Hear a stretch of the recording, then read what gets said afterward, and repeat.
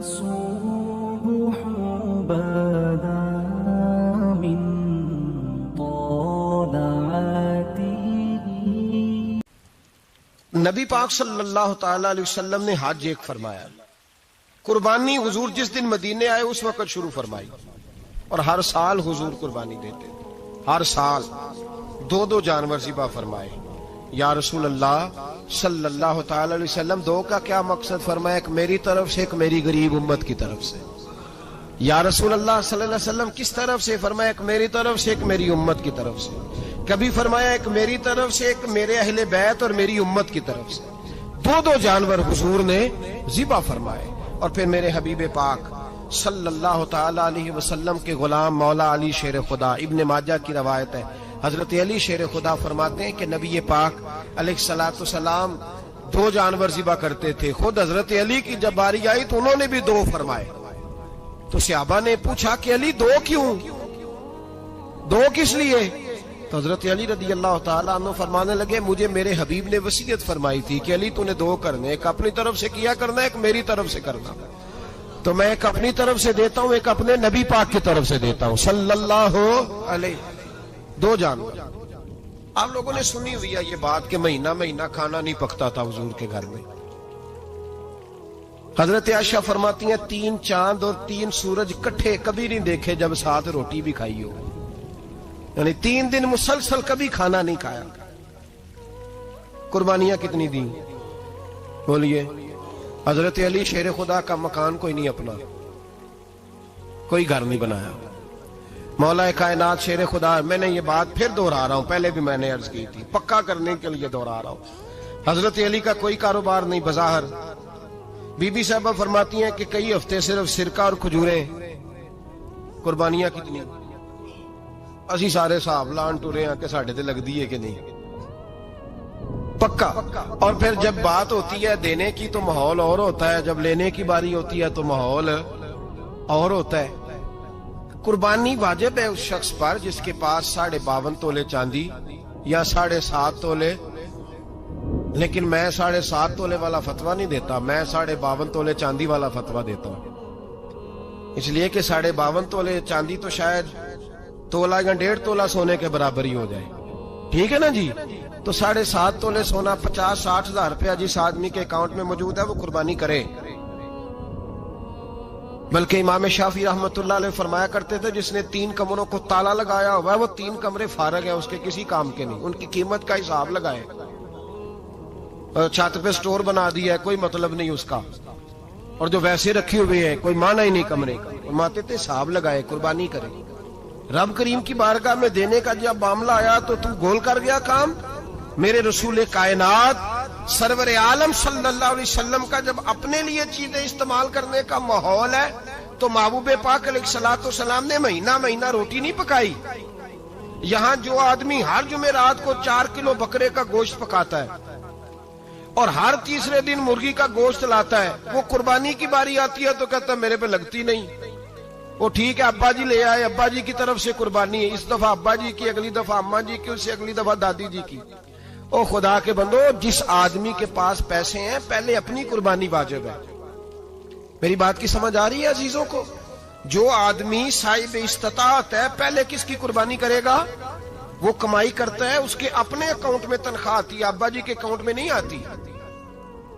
اس نے اپنا bank balance چوری بھی رکھا ہوا ابا جی سے. پہلے اپنی قربانی کرے. اگر اس کو شوق ہے، دل کرتا ہے تو ایک اور خریدے، پھر ابا جی کی طرف سے کرے. اگر اللہ نے توفیق دیا تو ایک اور خریدے، اماں جی کی طرف سے کرے.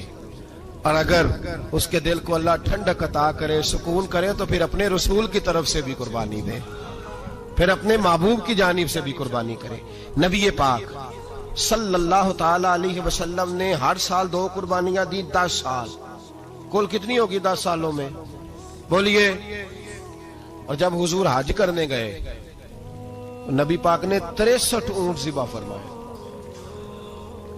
ایک اونٹ میں کتنی قربانیاں ہوتی ہیں؟ 63 اونٹ حضور نے ذبح فرمائے. اور حدیث بڑی مزیدار ہے. حضرت ابو ہریرہ رضی اللہ تعالیٰ عنہ فرماتے ہیں کہ جب اونٹ ذبح کرنے کی باری آئی تو ہم سوچ رہے تھے، پریشان تھے کہ یہ تو بڑا مشکل ہے ذبح کرنا. بڑا مشکل ہے، اس کو تو نہر کرنا پڑتا ہے، گرانا پڑتا ہے، باندھنا پڑتا ہے۔ سب سے مشکل کام اونٹ ذبح کرنا ہے، تو نبی پاک صلی اللہ علیہ وسلم کی تو عادت کریمہ ہے، اپنے ہاتھ سے ذبح کرتے ہیں حضور۔ وہ ہمارا اللہ خیر کرے، اب اللہ ہی حافظ ہے۔ ذبح کرنا تو دور کی بات ہے، ہمارا جو بی اے پاس لڑکا ہے نا، اس کو ڈر آتا ہے جانور کے پاس کھڑے ہوتے ہوئے۔ کہتے ہیں بچوں کو اندر لے جاؤ، 10 سال کا 12 سال کا اندر لے جاؤ، ذبح کرنا روئے گا۔ اب بس کرو یار، یہ کس قوم سے تمہارا تعلق پڑ گیا ہے؟ ہمارے تو 12 اور 14 سال کے معوذ اور معاذ ابو جہل کی گردن کاٹ کے رکھ دیا کرتے تھے، اور تو بچہ بکرا ذبح کرنے سے ڈرا رہا ہے۔ اس کو کھڑا کر لا کے، قربانی تو جہاد کی ٹریننگ ہے، وہ کھڑا کر، اس کو کہا بیٹا یہاں کھڑا ہو، اللہ کے رستے میں بکرے کی گردن کاٹنی ہے۔ اگر کوئی شخص خدا رسول کے دین کی مخالفت کرے، کفر کا جھنڈا اٹھائے، تو اس کی گردن بھی کاٹنی ہے۔ یہ ٹریننگ ہے بچوں کے لیے۔ یہاں عجیب ماحول ہے، ڈر لگ رہا ہے، پیچھے ہٹ جاؤ۔ اور جس صاحب کی قربانی ہے وہ بھی کوئی 1.5 کلومیٹر کے فاصلے پہ کھڑے ہیں، دور کھڑے ہو کے دیکھ رہے ہیں۔ نفیس ہی بڑے ہیں جناب، لطیف ہی بڑے ہیں۔ کپڑوں کو کوئی قطرہ خون کا لگ گیا تو بڑی مصیبت بن جائے گی۔ اور امیر آدمی، اس کا تو گھر کسائی نے خود فون کیا ہے کہ صاحب سب سے پہلے میں آپ کے گھر آؤں گا۔ اس کو پتہ ہے کہ منہ مانگی قیمت ملے گی۔ مہربانی فرمائیں، قربانی میرے رسول پاک صلی اللہ علیہ وسلم سے زیادہ نفاست والی طبیعت کسی کی نہیں۔ صحابہ کہتے ہیں اتنا حسین محبوب کا انداز تھا کہ کبھی کپڑوں پہ مکھی بھی نہیں بیٹھی تھی۔ اور حضور سے ہم سلام لیتے تھے، دست مبارک چومتے تھے تو ہمارے ہاتھوں سے کستوری کی خوشبو آنے لگتی تھی۔ اور فرماتے ہیں نبی پاک کا ہاتھ یوں ہوتا تھا کہ برف بھی اتنی ٹھنڈی نہیں جتنا پیارا حضور کا ہاتھ ٹھنڈا ہوتا تھا۔ پھر بھی حضور دست مبارک میں خنجر پکڑتے، جانور کو لٹاتے اور اپنی طامت کو سمیٹتے، اور اللہ کے حبیب گھٹنا رکھتے اس کی گردن پر، اور بسم اللہ اللہ اکبر کہہ کے ذبح فرماتے۔ حضور خود دست مبارک سے۔ تو اتنا زیادہ نازک مزاج ہو گیا ہے کہ اب یہ والی سنت ادا کرنا مشکل ہو گیا تیرے لیے۔ 63 اونٹ ہیں، اور صحابہ کرام علیہم رضوان فرماتے ہیں کہ حال یہ ہے ہم سوچ رہے ہیں کیسے ذبح کریں گے، کیا کریں گے، کیسے گرائیں گے۔ اور نبی پاک صلی اللہ علیہ وسلم کہتے ہیں ہم ابھی سوچ میں ہی تھے کہ حضور نے چھری پکڑی۔ خنجر جب حضور نے اٹھایا تو فرماتے ہیں اونٹ دوڑتا ہوا آیا اور نبی پاک کے سامنے آ کے لیٹ گیا۔ فرماتے ہیں اللہ کے رسول نے بسم اللہ اللہ اکبر کہہ کے ذبح کیا، اس نے ٹانگ بھی کوئی نہیں ہلائی، پیر بھی کوئی نہیں ہلایا۔ وہ کسی شاعر نے بڑی عجیب بات کہی تھی، اس نے کہا پھنسی جو دام میں بلبل تو لگی یوں کہنے، کرے گا قتل کیا تو نے جب اسیر مجھے، کباب شمع کے شعلے پہ کیجیو صیاد، شکل گل نظر آئے دم اخیر مجھے۔ وہ کہتے ہیں بلبل کو شکاری، صیاد شکاری، شکاری نے پکڑ لیا بلبل کو، تو صیاد سے بلبل کہنے لگی تو نے پکڑا ہے تو قتل تو کرے گا ہی نا، کھائے گا تو صحیح، ایک میری منت ہے۔ شکاری کہنے لگا وہ کیا؟ تو بلبل کہنے لگی جب تو مجھے ذبح کرے نا اور پکائے تو مجھے پھول سے بڑی محبت ہے، اس طرح کرنا، کوئلے اتنے زیادہ دہکانا، اس قدر زیادہ آگ جلانا کہ ان کی شکل گلاب کے پھول کی طرح سرخ ہو جائے، تو جب تو مجھے ان پر جلائے گا تو مجھے تکلیف نہیں ہوگی، اس لیے کہ محبوب کا چہرہ جو سامنے آ جائے گا مجھے تکلیف نہیں ہوگی۔ پھنسی جو دام میں بلبل تو لگی یوں کہنے، کرے گا قتل کیا تو نے جب اسیر مجھے، کباب شمع کے شعلے پہ کیجیو صیاد، اور شکل گل نظر آئے دم اخیر مجھے۔ اعلیٰ حضرت بریلوی علیہ رحمہ فرمایا کرتے تھے، فرماتے تھے بڑی تکلیف ہوگی، بڑی تکلیف ہوگی جب جان نکلے گی۔ روایتوں میں آتا ہے جس طرح باریک دوپٹہ جھاڑیوں پہ ڈالا جائے، کھینچا جائے تو پھٹ جاتا ہے، یوں تکلیف ہوگی۔ پر فرمانے لگے رسول اللہ کے غلام کو کوئی تکلیف نہیں ہوگی۔ حضور کیوں؟ فرمایا اس لیے کہ جب جان نکلنے لگے گی تو سامنے جلوہ ودوحاد آ جائے گا، حضور کے جلوے ہوتے رہیں گے تو پتہ ہی نہیں چلے گا جان کیسے نکل گئی۔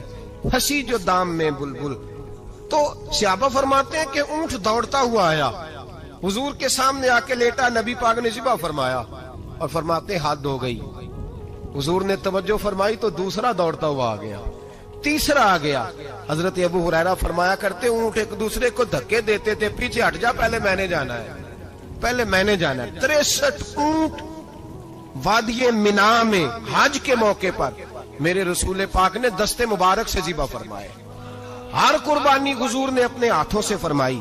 قربانی واجبات دین میں سے، ضروریات دین میں سے ہے، اور کوئی اتنا لمبا چوڑا مسئلہ نہیں. بہت ساری چیزوں کو خود بخود مشکل کر لیتے ہیں.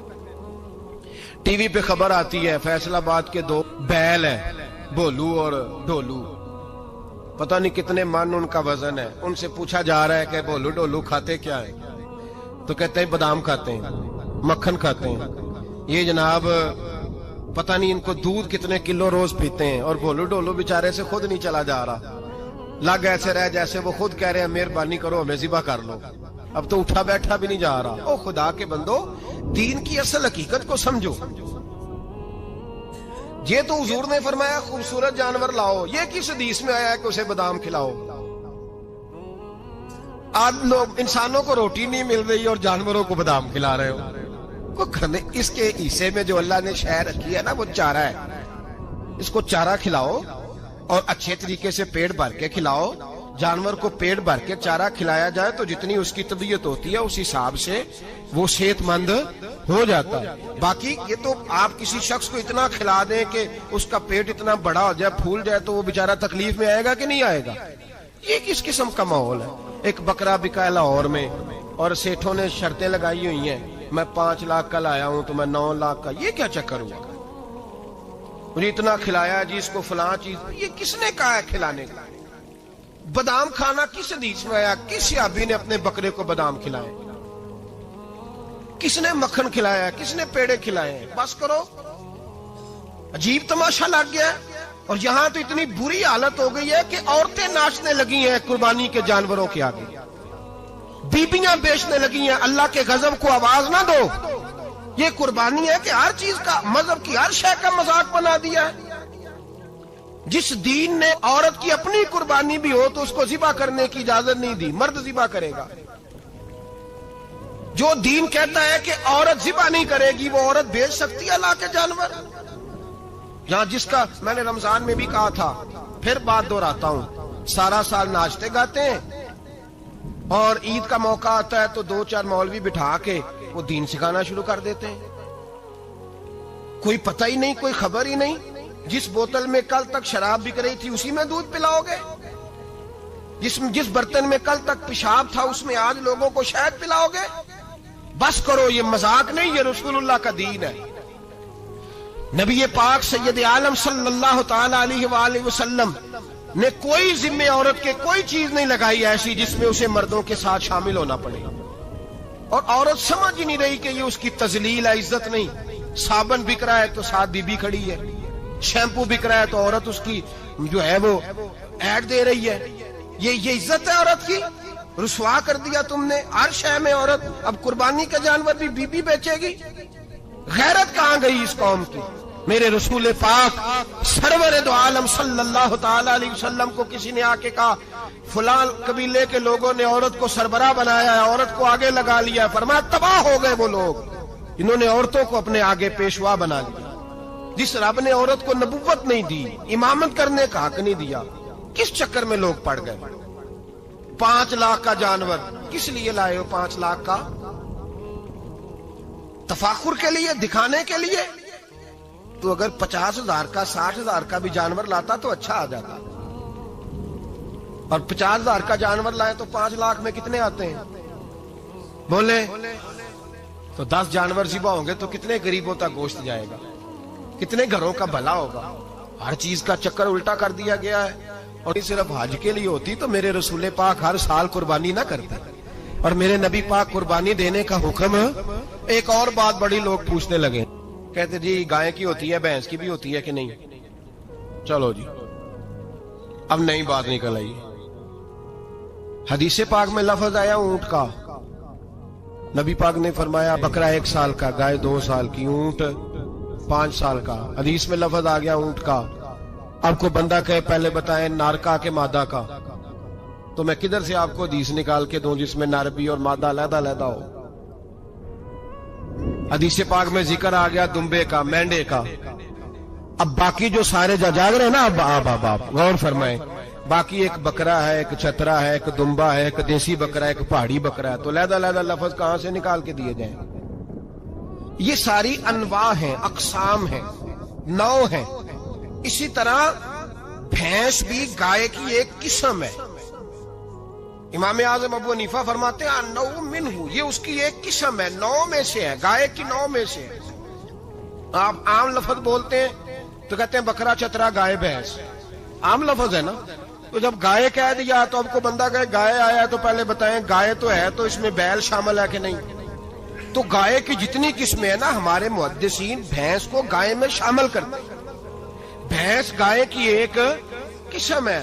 तो नबी पाक सल्लल्लाहु अलैहि वसल्लम ने जब गाय का लफ्ज इस्तेमाल किया तो भैंस उसके अंदर आ गई। तो अगर गाय की कुर्बानी जायज है तो भैंस की कुर्बानी भी जायज है। अगर बैल की कुर्बानी जायज है तो कट्टे की कुर्बानी भी 100% जायज है। उसके अंदर 7 हिस्से डाले जाएंगे, उसे कुर्बान किया जाएगा, ये जायज है। अगर आप सही लफ्ज निकाल के दिखाने को कहेंगे तो फिर तो बड़ी चीजों में लोग उलझ जाएंगे।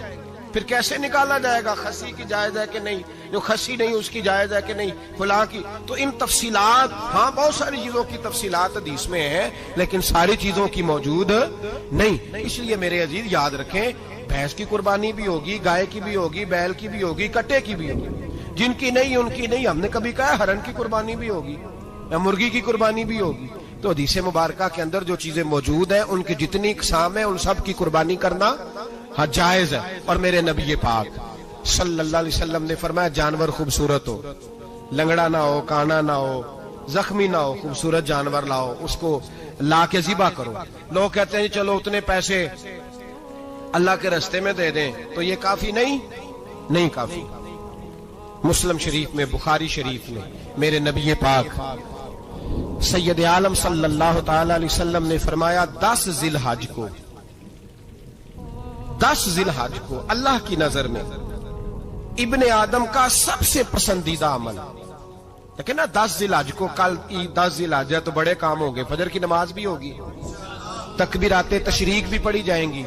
आज फजर से शुरू हो गई ना, 9 की फजर से लेकर 13 की असर तक तकबीराते तशरीक पढ़ी जाएंगी। अल्लाहु अकबर, अल्लाहु अकबर, ला इलाहा इल्लल्लाह वल्लाहु अकबर, अल्लाहु अकबर वलिल्लाहिल हम्द, अल्लाहु अकबर, अल्लाहु अकबर, ला इलाहा इल्लल्लाह वल्लाहु अकबर, अल्लाहु अकबर वलिल्लाहिल हम्द, अल्लाहु अकबर, अल्लाहु अकबर, ला इलाहा इल्लल्लाह वल्लाहु अकबर, अल्लाहु अकबर वलिल्लाहिल हम्द।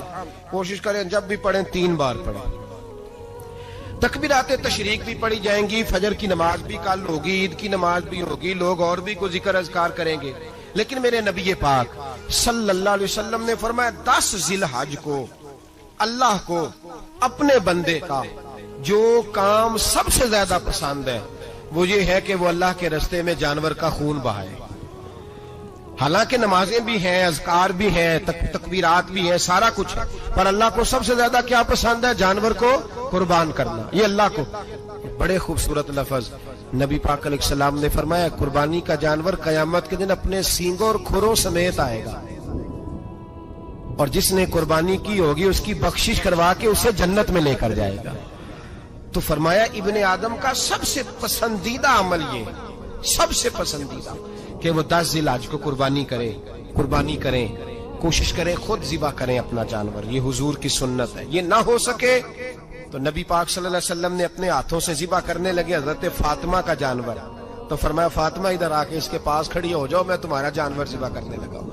अपने जानवर के पास खड़े हो। मेरे जो भाई ज़िबा करने का काम करते हैं ना, कसाब हम कहते हैं, सारे कसाब नहीं होते, बहुत सारे लोग ये सादत हासिल करते हैं और बड़ी नेकी का काम करते हैं। अल्लाह उन्हें बड़ी बेहतरीन जज़ा अता फरमाएगा, बड़ा खैर का काम करते हैं। लेकिन चूंकि रश होता है ऐसे लोगों के पास, थोड़ी जल्दी भी होती है, पहले तो कोशिश करें तकबीर खुद डालें। ये नहीं हो सकता तो करीब खड़े हो।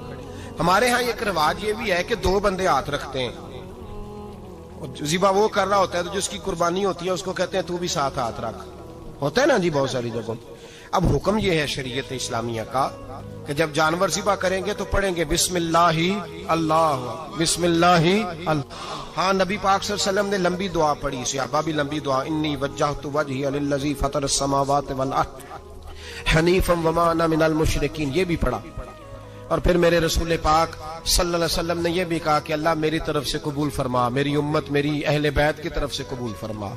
صحابہ جب جانور ذبح کرنے لگتے پہلے یہ دعا پڑھتے، پھر کہتے اللہم تقبل منا کما تقبلتا خلیل کا ابراہیم علیہ السلام وتقبلتا حبیب کا محمد صلی اللہ علیہ وسلم، اے اللہ ہم سے بھی قبول فرما جیسے تو نے حضرت ابراہیم سے قبول فرمائی اور جیسے اپنے حبیب حضرت محمد صلی اللہ علیہ وسلم سے قبول۔ یہ ساری دعا پڑھیں اور جب جانور ذبح کرنے لگے تو پھر پڑھیں بسم اللہ اللہ بسم اللہ اللہ۔ اچھا دو آدمیوں نے ہاتھ رکھا ہوا ہے، دو آدمیوں نے، اب اگر ایک نے بھی نہ پڑھی بسم اللہ اللہ اکبر تو جانور حلال نہیں ہوگا، دونوں کو پڑھنا پڑے گا۔ یہ مسئلہ یاد رکھیں۔ ایک اور بات بھی بتانی ہے آپ کو، وہ بھی آپ نے یاد رکھنی ہے۔ قربانی کے بڑے جانور میں کتنے حصے ہوتے ہیں؟ 7۔ اب 7 حصوں میں 7 کی نیت قربانی کی ہونی چاہیے، 7 کی۔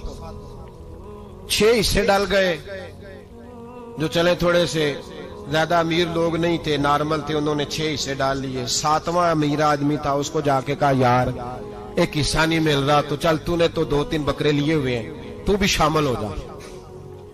اس نے پہلے تو کہا نہیں یار میں نے اب لے لی ہے، پھر جب اصرار کیا تو کہا چلو ٹھیک ہے بڑے گوشت کا قیمہ کرا لیں گے۔ تو اس طرح کرو ڈال لو میرا بھی حصہ۔ اب 6 کی نیت قربانی کی، 7ویں کی گوشت کی، کسی کی بھی قربانی نہیں ہوگی، گئے سارے۔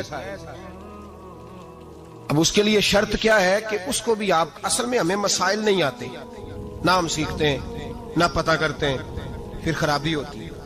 اب اس سے کہیں کہ یار قربانی سے پہلے اپنی نیت کا اعادہ کر، اپنی نیت کا اعادہ کر، بتا کہ تیری نیت کیا ہے، اور اگر غلط ہے تو صحیح کر لے، تاکہ سب کی قربانی تو بتا۔ یہ جو تو رکھ رہا ہے قربانی تو کس کی قربانی کر رہا ہے؟ دادا جی کے نام کی، ابا جی کے نام کی، اپنے پیر کے نام کی، استاد کے نام کی، یا رسول پاک صلی اللہ علیہ وسلم کے نام، نبی پاک کے نام کی؟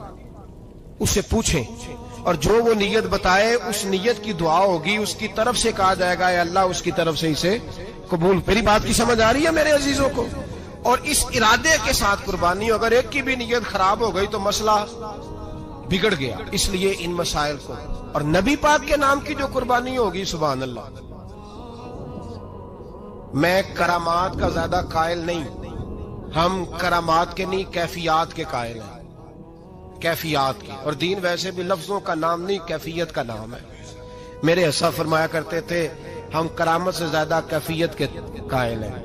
اگر مرید ساری زندگی کرامتیں سناتا رہے اور کبھی اسے مدینے جانے کا شوق ہی پیدا نہ ہو، کبھی نبی پاک کے نام پہ آنسو نہ آئے، تو پھر کرامت کا فائدہ نہیں، کیفیت تو ملی نہیں اسے، ہم کیفیت۔ اسی طرح ہم نظرانے کے نہیں نظر آنے کے قائل ہیں۔ تو بھائی یہ یاد رکھ لیں، کیفیت کا نام دین ہے۔ نبی کریم علیہ الصلوۃ والسلام بائی دا وے ایک قضائے حاجت کے لیے ایک باغ میں تشریف لے گئے۔ حضور باغ کے اندر داخل ہوئے ہی تھے، اونٹ بندھا ہوا تھا، تو حضرت ابو درداء رضی اللہ تعالیٰ عنہ کہتے ہیں وہ اونٹ نے حضور کی طرف دیکھا تو اس نے رونا شروع کر دی۔ اصل میں دکھ پوچھنے والا کو ملے تو پھر ہی رونے کا مزہ آتا ہے، ہر جگہ تو دکھ سنایا بھی نہیں جا سکتا۔ ایسا ملے نا جو دکھ پوچھنے والا ہو، تسلی تشفی دینے والا ہو، جس کے کندھے پہ سر رکھ کے بندہ دیر تک روئے۔ اونٹ رونے لگا تو حضرت ابو درداء رضی اللہ تعالیٰ عنہ فرماتے ہیں نبی کریم علیہ السلام اس کی طرف بڑھے، حضور نے اس کی پشت پر ہاتھ رکھا تو وہ اور زیادہ رونے لگا۔ پھر میرے محبوب نے اپنے کان مبارک اس کے منہ کے قریب کیے تو اس نے کوئی بات کی۔ محبوب نے فرمایا بلاؤ نا اس کے مالک کو کہاں ہے۔ وہ جب آیا تو حضور صلی اللہ علیہ وسلم نے فرمایا کہ تم اسے اس کی ضرورت سے زیادہ اس پر وزن رکھتے ہو، اسے اذیت دیتے ہو، تکلیف پہنچاتے ہو۔ پھر حضور علیہ السلام نے فرمایا اسے کھانا اور پانی وقت پر نہیں دیتے، دھوپ چھاؤں کا خیال نہیں رکھتے۔ اور آخری لفظ حدیث کے محبوب فرمانے لگے تم اس کے بارے میں اپنے رب سے نہیں ڈرتے، اس کے حقوق کے تحفظ کے لحاظ سے تم اللہ کا خوف نہیں رکھتے، وہ تم سے پوچھے گا اس کے بارے میں۔ یہ حدیث حضرت ابو درداء رضی اللہ تعالیٰ عنہ نے سنی ہوئی تھی نا۔ جب آپ کا اپنا وقت وصال آیا نا تو حضرت ابو درداء نے بھی اونٹ رکھا ہوا تھا۔ جناب ابو درداء رضی اللہ تعالیٰ عنہ نے گھر والوں سے بھی معافیاں مانگی، رشتہ داروں سے بھی، دوستوں سے بھی، تو پھر اونٹ کے سامنے بھی جا کے کھڑے ہو کہنے لگے اونٹ دیکھنا اللہ کی بارگاہ میں میری شکایت نہ کر دینا، اس کے حضور کہہ نہ دینا کہ یا اللہ اس نے میرے حق نہیں ادا کیے۔ فرمایا میں نے کوشش کی ہے تیرے حقوق ادا کرنے کی، اور اگر کہیں کمزوری رہ گئی تو مجھ سے درگزر کرنا۔ نہیں، یہ انداز تھا ان لوگوں، جن باتوں کا ہمیں پتہ چل چکا ہے اس پر عمل کی بھی تو کوشش ہونی چاہیے۔ تو میرے عزیزوں، جانوروں کے حقوق میرے نبی کریم علیہ الصلوۃ والسلام نے بیان فرمائے۔ سب سے پہلی بات حضور نے یہ بیان کیا کہ جانور کو گالی نہ دو۔ ایک شخص نے ایک مرغ کو گالی دی تھی تو نبی پاک علیہ السلام نے فرمایا اسے گالی نہ دے، یہ تو تجھے آذان کے لیے بیدار کرتا ہے۔ پتہ نہ کچھ نوابزادوں اور شہزادوں کی نیند خراب کرتا ہے مرغا بھی۔ تو خیر مرغوں نے اذانیں پڑھنی چھوڑ دی۔ تکلیف کی بات ہے، خوشی کی بات نہیں، درد کی بات، یہ اذیت کی بات نہیں۔ وہ وطن بھی کو وطن ہے جس میں اذان کی آواز ہی نہ آئے، وہ دیش بھی کو دیش ہے۔ ہم جا کے اب بسنے لگے ہیں ٹاؤنوں کے اندر، سوسائٹیوں کے اندر، جہاں اذان کی آواز ہی نہیں آتی۔ کچھ جگہ ہے جہاں اذان کی آواز ہی نہ آئے۔ ہمارے ہاں جو غریب لوگ ہوتے ہیں نا، وہ گدا ریڑھی پہ دفعہ سبزی بیچتے ہیں۔ یہ ہمارے آج کل کنو بہت زیادہ ہے مارکیٹ میں، تو میں دیکھتا ہوں کہ سڑک کے اوپر گدے کو بھی کھڑا کیا ہوا، اس لیے کہ اب وہ اسی کے اوپر سارا دن رکھیں گے اس کو، اور شام تک جب تک بکے گا نہیں اس بیچارے کی خلاصی نہیں ہوگی۔ نبی پاک صلی اللہ علیہ وسلم نے فرمایا کہ جانور کو سواری بناؤ، کرسی نہ بناؤ۔ دو صحابہ بیٹھے تھے گھوڑے کے اوپر، ایک ادھر بیٹھا تھا ایک ادھر بیٹھا تھا، دونوں آپس میں باتیں کر رہے تھے۔ جس طرح ہمارے زمانے میں جو نئی کار خریدتا ہے نا، تو اس کا بھی کوئی واقف مل جائے تو وہ روڈ کے اوپر کھڑے ہو کے بات کرتا ہے، چونکہ روڈ تو اس نے الاٹ کرایا نا اپنے نا۔ تو میرے جیسا آدمی کئی دفعہ پیچھے ہو بھی نا، تو ایک دن بچہ مجھے کہنے لگا کہ زور سے ذرا ہارن دی، تو میں نے کہا یار اس کے پاس نئی دولت آئی ہے تو مطلب اس کو ہارن نہ دے، پتہ نہیں کہاں سے بولے گا، تو اس کا تو کچھ نہیں بگڑے گا، تو ہمارے لیے مسئلہ بنے گا۔ یہ ارجنی اب یہ کھڑا ہے تو کھڑا، یہ اس کو لوگ چودراہٹ سمجھتے ہیں، یہ چودراہٹ نہیں ہوتی، اس سے یہ آپ کے کمزور ہونے کی علامت ہے۔ اس طرح چھوٹا آدمی اس طرح کے کام کرتا ہے، بڑے لوگ تو کسی کو تکلیف ہی نہیں دیتے کیونکہ وہ بڑے ہوتے ہیں۔ تو نبی پاک علیہ السلام نے دیکھا دو غلاموں کو، ایک کے گھوڑے کا منہ ادھر ہے دوسرے کا ادھر ہے، تو آپس میں گفت و شنید کر رہے ہیں۔ میرے رسول کریم علیہ السلام نے وہیں تنبیہ فرمائی، حکم دیا، فرمایا سواریوں کو سواریاں بنایا کرو، کرسیاں نہ بنایا کرو، جب تک چلنا ہو اس پر بیٹھو، اور جب بات کرنی ہو تو گھوڑے سے نیچے اترو، پھر بات کرو تو پھر دوبارہ گھوڑے پہ بیٹھو، کہ اس سے اتنا ہی کام لیا جائے جتنا وہ اس کا بوجھ برداشت کر سکے۔ عبداللہ بن مبارک نے کرائے پہ گھوڑا لیا تھا، کرائے پہ سواری لیتے۔ حضرت عبداللہ بن مبارک رحمۃ اللہ تعالیٰ نے ایک شخص سے کرائے پہ گھوڑا لیا کہ مجھے فلاں سفر پہ جانا ہے تو گھوڑا کرائے پہ دے دو۔ اس نے کہا جی کس نے جانا ہے؟ تو آپ فرمانے لگے میرا وجود دیکھ لے، میں نہیں جانا ہے۔ طے ہو گیا، آپ نے گھوڑا اس سے لے لیا۔ جب آپ جانے لگے تو ایک آدمی رستے میں ملا، کہنے لگا حضور کوفے جا رہے ہیں؟ فرمایا ہاں۔ کہنے لگا یہ میرا خط بھی لے جائیے گا، یہ میرا خط ہے، اتنا وزن ہوتا ہے خط کا، یہ میرا خط ہے، فلاں آدمی کو دیجیے گا۔ تو آپ فرمانے لگے تو میرے ساتھ واپس چل گھوڑے کے مالک کے پاس، اگر وہ اجازت دے گا یہ سفر گھوڑے پہ زیادہ رکھنے کا تو میں رکھوں گا، اگر وہ اجازت نہیں دے گا تو میں نہیں رکھوں گا۔ تو وہ آدمی کہنے لگا حضور اتنی چھوٹی باتوں کا کیوں خیال رکھتے ہیں؟ عبداللہ بن مبارک فرمانے لگے اس لیے کہ میں رحمت للعالمین نبی کا ماننے والا ہوں، میرے رسول پاک علیہ السلام رحمت للعالمین ہے، تو میں اتنا بھی ظلم جانور پر کر سکتا ہوں، میں پہلے اجازت لوں گا اس کے مالک سے، اس کے بعد پھر میں آگے جاؤں گا۔ تیسری بات حضور علیہ السلام نے فرمایا جو جانور جس مقصد کے لیے پیدا کیا گیا اسے وہی کام لینا، دوسرا کام نہیں لینا، جس مقصد کے لیے پیدا کیا گیا۔ گھوڑا،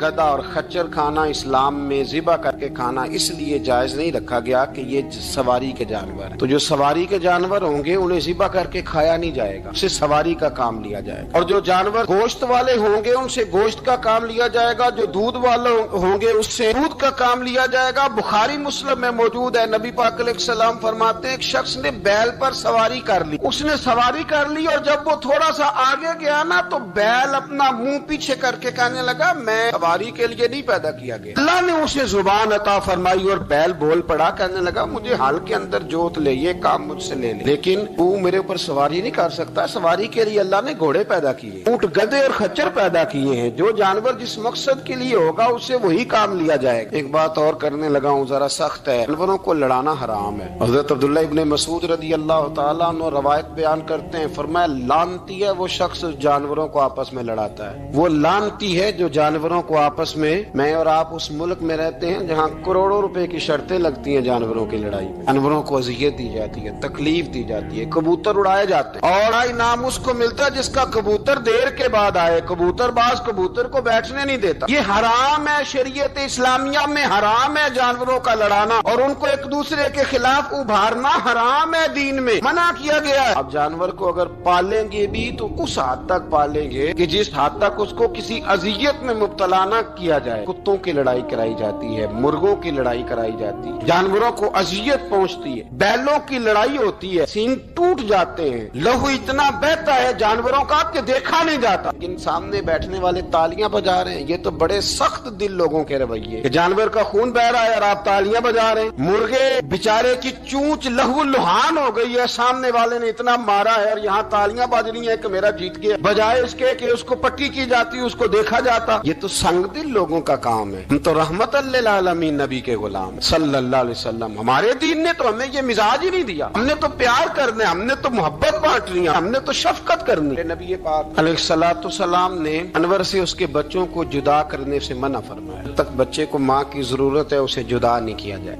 जब तक वो दूध पीता है उसे जुदा नहीं किया जाए। प्रिया का बच्चा भी छोटा है और उसकी माँ उसके लिए दाना लेके आती है तो उसे माँ से जुदा नहीं किया जाएगा। उसकी जज्बात का, एहसासात का ख्याल रखा जाएगा। यहाँ तो मेरे देहातों के जो बड़े समझदार किस्म के, समझदार खुदरी किस्म के लोग हैं, उनका भी जब बहू से इख्तलाफ होता है तो कहते हैं इसके बच्चे रख लो, ये जब खुद रोएगी तो लौट के आ जाएगी। इस महबूब ने जानवर से उसके बच्चे जुदा करने से मना किया, माँ से बच्चे जुदा कर रहे हैं। और सियाने लोग, कुछ मेके भी ऐसे हैं, मेके भी, वो कहते हैं बेटे तू आजा और बच्चे वापस कर दे, इसलिए कि भाई हमारा नहीं उनसे निजाम चलेगा, बच्चे उनके हैं तो तू उनको दे। या कितना जुल्म है ना। इंसान हो के ये बात कर रहा है, समझदार हो के, अक्लमंद हो के, जी शऊर हो। दावा है इसकी बुजुर्गी का। नबी रहमत सलाम के गुलाम हजरत अबू हुरैरा रदियल्लाहु ताला अन्हु फरमाते हैं, मिशकात में मौजूद है, फरमाया एक चिड़िया आई और आके मेरे नबी के कंधों पे बैठ गई। उस चिड़िया ने क्या कहा कि महबूब की आंखों में आंसू आ गए, हुजूर रोए, फटाफट हुजूर उठे, फरमाया कौन इसके बच्चे उठा के लाया? इसने इसके बच्चे उठाए, कौन है जल्दी बताओ। हजरत अबू हुरैरा कहते हैं सहाबी है कि या रसूलल्लाह मैं जरा पसंद आ गए थे तो मैं उठा लाया। हुजूर ने फरमाया इसे वापस कर दो। ना ये मेरी बारगाह में शिकायत कर रही है तो कयामत में भी तेरी शिकायत करे, जा वहीं रख के आ, जहाँ से तू उठा करके लाया था। मेरे दोस्तों, दीन इतने आला हुकूक बयान करे जानवरों के, और इंसान उससे आगे बढ़ के इंसानों के साथ सलूक करे। हम ना सियासत से बादशाही लेना चाहते हैं, सियासतदानों के अपनी जेब से इश्तिहार छपवा के बादशाही लेना चाहते हैं, डेरा बना के बादशाही लेना, ना ना ना। बादशाही तो रहम करने से मिलती, बादशाही तो शफकत करने से मिलती, बादशाहियां तो अल्लाह की मखलूक से प्यार करने से मिलती। बादशाहियां, इमाम अहमद बिन हंबल रहमतुल्लाह तआला अलैह फरमाते, मैंने एक मुहद्दिस का तज़किरा सुना कि वो मेरे महबूब की हदीसें बयान करते हैं तो कहते हैं मैं शौके इल्म में उनकी बारगाह में पहुंचा। जब मैं गया तो कुत्ते को खाना खिला रहे, मैंने सलाम ली तो उन्होंने जवाब तो दिया पर कोई इतनी तवज्जो नहीं की मेरी तरफ। मेरे दिल में ख्याल आया मुहद्दिस हैं और कुत्ते के साथ इतना प्यार कर रहे हैं, मेरी तरफ देखा ही नहीं। तो फरमाते हैं वो कुत्ते को खाना खिला के फारिग हुए तो मेरी तरफ देख के कहने लगे, अहमद बिन हंबल, मेरे इलाके में कुत्ते नहीं रहते, कुत्ते दूसरे शहर में ज्यादा पाए जाते हैं, ये भूखा था तो इधर आ गया था। और तुम्हें हुजूर अलैहिस्सलाम की वो हदीस तो पता होगी, नबी पाक ने फरमाया जो किसी के साथ उम्मीद लगाए और वो आदमी उसकी उम्मीद पूरी करने पर कादिर हो फिर भी उम्मीद पूरी न करे तो कयामत के दिन अल्लाह उसकी भी बहुत सारी उम्मीदें पूरी नहीं करेगा, उसे सजा मिलेगी। उम्मीद पूरी करने पर कादिर था, मजबूर नहीं था, पर पूरी न की तो उसे कयामत के दिन सजा मिलेगी। फरमाया ये कुत्ता उम्मीद लगा के आया था मेरे घर में खाने की, अगर मैं पूरी न करता तो फिर हुजूर की उस हदीस पर अमल कैसे होता और फिर मुझे हदीसें बयान करने का मतलब क्या समझ में आता। इमाम अहमद बिन हंबल रहमतुल्लाह तआला अलैह फरमाते हैं मैंने कहा उस्ताद जी इजाजत दे दें। कहा किधर आए थे? कहा हुजूर जिस काम आया था ना वो मेरा बड़ा ही अच्छा हो गया, वो बड़ा शानदार हो गया, जो हदीस भी आपने बयान कर दी और सिर्फ बयान नहीं किया, आपने तो अमल करके भी दिखा दिया, आपने तो उस हदीस पर मनोवन अमल करके भी दिखा दिया। जानवर के साथ उसने सलूक करना, उसके साथ प्यार करना। कुछ जानवर मूजी होते हैं, शरीयत ने उन्हें मारने की इजाजत दी है, इजाजत दे दी है। जो जानवर तकलीफ देता है, अजियत देता है, उसे मारा जा सकता है, लेकिन जानवर के हुकूक का लिहाज करना, उस पर रहम खाना, उस पर तवज्जो देना, इन चीजों को समझते नहीं अमीर मिल्लत। और अगर मैं कहूँ बानिए पाकिस्तान तो मैं ठीक कहूँगा। बानिए आर्ट था एक उस वक्त अंग्रेजों का बड़ा, जमात अली शाह साहब मुहद्दिस अली पूरी भी पाकिस्तान की तहरीक चला रहे थे और कायदे आजम भी चला रहे थे। तो ला جارج نے قائد اعظم سے کہا تھا کہ قائد اعظم مجھے تیری سیاست سے اتنا ڈر نہیں آتا جتنا جماعت علی شاہ کے دین سے ڈر آتا، اتنا مجھے، میں آن دی ریکارڈ بات کر رہا ہوں ذمہ داری کے ساتھ، کہ تیری سیاست سے میں اتنا نہیں ڈرتا جتنا جماعت علی شاہ کے دین سے ڈرتا، اس لیے کہ یہ جب دین کا نام لے کے پاکستان کی بات کرتا ہے تو لوگوں پہ عدو طاری کر دیتا ہے، اس لیے میں تیری سیاست سے زیادہ اس کے دین سے ڈرتا ہوں۔ پیر ملت پیر جماعت علی شاہ صاحب ابو العرب بھی کہا جاتا، ان زمانوں میں عرب میں غربت آئی تو یہاں سے ہندوستان سے چندے اکٹھے کر کر کے پیر جماعت علی شاہ صاحب لے جایا کرتے۔ مدینہ شریف میں آج بھی جماعت منزل موجود، صاحب کی اپنی رہائش تھی۔ ملت پیر جماعت علی شاہ صاحب نہ مدینے میں گزر رہے تھے تو بڑے بڑے مرید ساتھ تھے۔ اس زمانے میں لوگ ہاتھوں میں چھڑی رکھا کرتے، جانور اکثر ہوتے تھے تو چھڑیاں ہاتھوں میں ہوتی تھیں، تو پیر صاحب گزر رہے تھے، بوڑھے آدمی تھے، ساتھ تھے، تو ایک کتا دوڑا دوڑا آ گیا۔ جب وہ پیر صاحب کے قریب سے گزرنے لگا تو ایک مرید نے نہ کتے کی ٹانگ پہ ڈنڈا مارا، پیچھے ہٹ جا، کپڑوں کو نہ لگ جانا، تو چونکنے لگا، رونے لگا۔ جب بھاگا نا تو لوگ کہتے ہیں ہم نے عجیب منظر دیکھا، 100 سال کے پیر جماعت علی شاہ صاحب پگڑی ہاتھ میں پکڑی اور کتے کے پیچھے بھاگنا شروع کر، دوڑ کے کتے کو اٹھا کے لائے اور یوں اس کو سینے سے لگایا۔ پیر صاحب نا اس کتے کو اپنی رہائش گاہ پہ لے گئے، اپنی پگڑی کھول کے نا تو اس کی پٹی کی، پھر دودھ کا پیالہ اس کے آگے رکھا، کتے نے دودھ پی لیا تو پیر جماعت علی شاہ صاحب نے ہاتھ باندھے، کہنے لگے مدینے کے کتے بھی پاک کی بارگاہ میں میری شکایت نہ کر دینا، حضور کی بارگاہ میں شکایت نہ کرنا کہ یا رسول اللہ یہ آتے حاضری دینا، ہمیں تکلیف دیتے ہیں، شکایت نہ کرنا مصطفیٰ کریم کی بارگاہ میں نے نہیں اسے کہا تھا، اس سے بھول ہو گئی، میں معافی مانگتا ہوں۔ میرے عزیزو، وہاں درد تھا، وہاں سوز تھا، وہاں پیار تھا، وہاں محبت تھی، لیکن ہمارے رویے انسانوں کے حق میں تو کیا جانوروں کے حق میں سخت سے سخت تر ہوتے جا رہے ہیں۔ ہم نے اپنے شوق سے جانور لڑانے شروع کر دیے، کبوتر اڑانے شروع کر دیے، تباہی پر تباہی کا ماحول ہم فراہم کرتے جا رہے ہیں۔ ان سے پیار کریں، ان کو آسانی دینے کی کوشش کریں۔ کچھ لوگ ایسے ہوتے ہیں جو بیچارے بائی نیچر ہی کچھ پریشانیوں کا شکار ہوتے ہیں، اور قرآن مجید نے جو ارشاد فرمایا نا کہ کچھ لوگ نفس کی خواہش کو اپنا خدا بنا لیتے ہیں، تو وہ بلا وجہ بھی بہت ساری باتیں کرتے ہیں جن کا کوئی وجود نہیں ہوتا۔ عورت کو حقوق دلانے کے لیے بہت سارے لوگ بہت ساری غلط باتیں کرتے ہیں۔ جو لوگ یہاں سے کسی کو لے جاتے تھے نا دبئی دھوکہ دے کے، اور لے جاتے تھے یورپ میں، عرب ممالک میں دھوکہ دے کے لے جاتے تھے، تو وہ بھی کوئی خواب ہی تو دکھاتے تھے کہ اتنے لاکھ تنخواہ ہوگی، اتنا کچھ ہوگا، وہاں جا کے پتہ چلتا تھا کہ جیب سے بھی دینے پڑیں گے کچھ۔ بہت سارے لوگ ایسے ہوتے ہیں، وہ سارے خوبصورتی کے نام پر ہی دھوکہ دیتے ہیں۔ آپ کو پتہ ہے کہ جو آدمی کسی کو لالچ دیتا ہے تو کسی کو لوٹنے کے لیے اسے لالچ دینا بڑا ضروری ہوتا ہے۔ لوگ پہلے لالچ دیتے ہیں پھر لوٹتے ہیں، پہلے مکمل لالچ دیتے ہیں، یہ چیز مل جائے گی، یہ چیز مل جائے گی، لوگ مکمل لالچ دیتے ہیں، اس کے بعد پھر لوٹتے ہیں۔ اور اگر لالچ نہ دیں تو کوئی آدمی قابو آئے گا؟ لوگ لوٹتے ہیں لالچ دے کر۔ اچھا، اب وہ جو جس کو لالچ دیا جا رہا ہوتا ہے وہ کہہ رہا ہوتا ہے کہ نہیں نہیں تمہیں نہیں پتا، وہ اس وقت ماننے کو تیار نہیں ہوتا، وہ کہتا ہے اتنی خوبصورت باتیں کر رہا ہے، اتنی اچھے پیغام دے رہا ہے، تم میرے دشمن ہو، تم مجھے منع کر رہے ہو۔ ہوش تب آتی ہے کہ جب سب کچھ لٹ جاتا ہے۔ عورت کو ویسے بھی قابو کرنا بڑا آسان ہوتا ہے۔ اعلیٰ حضرت بریلوی رحمۃ اللہ علیہ فرماتے ہیں بیٹیاں نازک شیشیاں ہوتی ہیں، ان کو تو ذرا سی چوٹ لگے تو ٹوٹ جاتی ہیں۔ دیکھیں کتنا بڑا جملہ کہا بریلی کے امام، نازک شیشیاں ہیں، ذرا کوئی آدمی گمراہ کرتا ہے، ذرا خراب کرتا ہے۔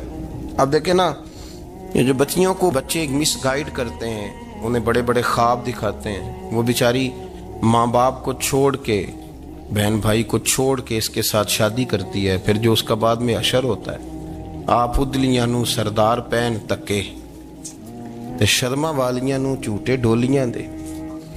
پھر وہ بیچاری ماں باپ رکھتے نہیں، وہ ظلم کرتا ہے، تو کتنی بڑی تکلیف میں وہ بچی آ جاتی۔ نازک شیشی ہوتی ہے نا تو ٹوٹ جاتی۔ یہی حال اب جدید خواتین اور یہ جو کچھ اینکر پرسن ہیں، یہ اصل میں نا یہ آپ کو سیاست سکھاتے ہیں، لیکن یہ مادر پیدر آزاد لوگ ہیں، بالکل آزاد۔ یہ تو علماء شور نہ کریں بات نہ کریں، گفتگو نہ کریں، مشائخ بات نہ کریں، اور یہ جو کچھ سنجیدہ اور دینی طبقہ ہے یہ کوئی شور نہ کرے، یہ تو روڈوں پہ ننگے ہو کے آ جائیں معاذ۔ خوفناک نظریہ رکھتے ہیں یہ لوگ۔ عورت کو کہتے ہیں تیرے حقوق ہم تجھے لے کے دیں گے، مثلاً وہ کون سا حق ہے جو تم نے لے کے دینا ہے؟ میرے نبی کریم صلی اللہ علیہ وسلم اس کو بیٹی بھی بنایا ہے، اس کو بہن بھی بنایا ہے، اس کو ماں بھی بنایا ہے، اسے بیوی کا عالی شان رتبہ بھی عطا فرمایا ہے۔ اور چونکہ بیٹی کا بھی حق بڑا بیان کیا جاتا ہے، بہن کا بھی، ماں کا بھی، اور بیوی کے معاملے میں لوگ سمجھتے ہیں کہ زیادہ بات نہیں کرنی چاہیے، شاید مسئلہ خراب ہو جائے۔ حالانکہ نبی پاک صلی اللہ تعالیٰ علیہ وسلم نے بیوی کے بارے میں پتہ کیا فرمایا؟ فرمایا جب تم نکاح کر لیتے ہو تو اپنا ایمان محفوظ کر لیتے ہو۔ اب میں اس کی شرح نہیں کرتا، اب خود کر لیجئے گا کہ وہ ایک ایسی شخصیت ہوتی ہے کہ جس کی موجودگی میں آپ کا ایمان محفوظ ہے۔ اب میں نہیں سمجھتا کہ اس سے بڑی بات کوئی اور ہو سکتی ہے، جس کی موجودگی میں آپ کا ایمان، اور بھئی یہ حدیث پاک عرض کر رہا ہوں، نکاح جب کوئی کر لے تو اس نے اپنا ایمان مکمل کر لیا، اس کا معنی یہ ہوا کہ آپ کا ایمان محفوظ ہے اس کی موجودگی میں۔ تو اس سے زیادہ بھی، یعنی ایمان سب سے قیمتی چیز ہے نا، تو اس کے محفوظ ہونے کی وجہ حضور نے نکاح بیان کر دی۔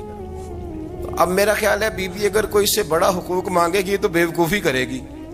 اتنا بڑا درجہ نبی کریم نے اسے عطا کر دی، اتنا بڑا مقام دے دیا کہ تو خامند کے ایمان کے محفوظ ہونے کا ذریعہ بن گئی ہے۔